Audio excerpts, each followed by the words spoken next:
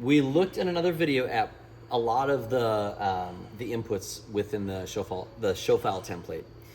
Let's spend just a couple minutes talking about presets, saving them, loading them. The presets may be also delivered from waves in the plugins. Those are really good, helpful starting points. And then we'll look at core management in this side as well. Let's just start at core management since we're here. You can see there's a lot of open plugin spots in the racks. And I would say if you have an input, let's say this was a Cajon channel that you're not using this week, you can either clear it out, you can reset the channel strip. If you have a plugin in here, let's just add a plugin. Of course, I chose a pretty labor-intensive plugin. You can click on this and you can turn it off, but that doesn't actually take it out of memory. That actually keeps it in memory, keeps the latency in this chain, and can slow everything down. Let's go ahead and just click on disable plugin. Now it's actually kind of out of memory. It's a placeholder. It knows that that's in that rack, but it's not changing the latency of your chain. It's not consuming excess server resources at that point. And then if you want to get rid of it, you just click it, drag it away, gone. All right, so that's a good thing to remember. If you've got inputs you're not using, don't just let plugins hang out and burn. They take up valuable server memory. So from a best practice standpoint, bypass it, turn off that plugin, disable it if you actually want to conserve some server resources. Those are helpful things to know. Okay, let's talk about presets. Okay, so let's just look at kick and kick out here, okay? So kick in and kick out. So let's dive into kick in. I'm looking at the channel here. So this is the one that we've delivered you with. You can make some tweaks. If you go up to this drop-down menu up here where it kind of says preset, I might say something else. You can import from file.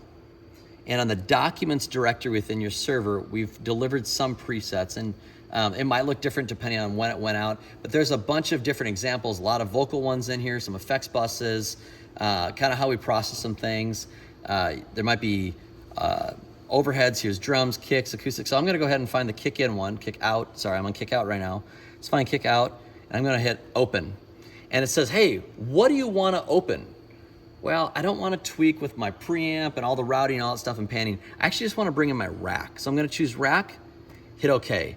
And now that brought back in my plugins here. So I got my F2, my Q4, my D5, and that's all right there. So let's say I make a tweak to something, okay? So let's say I move this, and man, I really like what this sounds like instead, and man, I just want to be super organic and open up that gate so it isn't cramped down. Okay, great. Let's go ahead and save that preset. Go back up to that preset directory, hit save to file. Let's go back in that documents directory, wherever you store your presets, and you can type something in. Here's an on-screen keyboard. If you don't have a keyboard attached, you can hit this on-screen keyboard. I guess we have to do that before. That's kind of a disadvantage there, but let's do that right now. Save to file. Documents, presets, LV1, and now I can move this on-screen keyboard around, and I can click in here and then type whatever I want to do and hit save. All right, so we're not going to save that preset right now because I don't know what I just did to that channel strip, but that's loading and saving, not laving and soding, loading and saving presets. All right.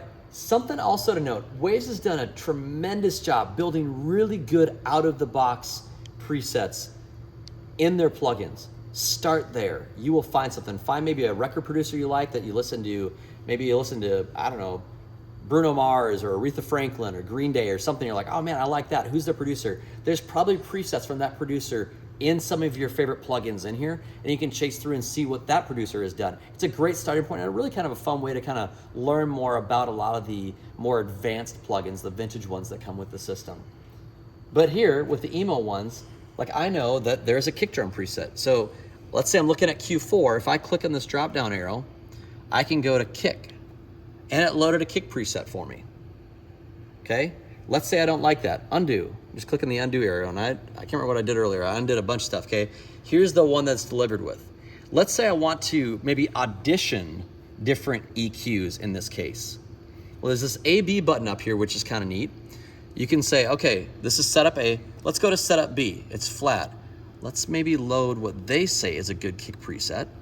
Okay, Let's go back to setup A. And I can listen to that in the PA and go back and forth, and maybe my headphones, and hear the two and say, okay, I like that, or maybe song to song, I need to like switch into this real quick and then back into that one. It's a shortcut way to be able to recall different configurations of whatever your plugin is.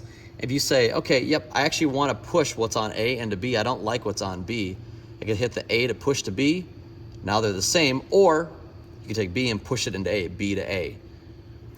So that would be using presets that are all available up in here. Again, kick, snare, there's, on this one in particular, here's all the drum presets that are factory. You can get down to your dynamics ones.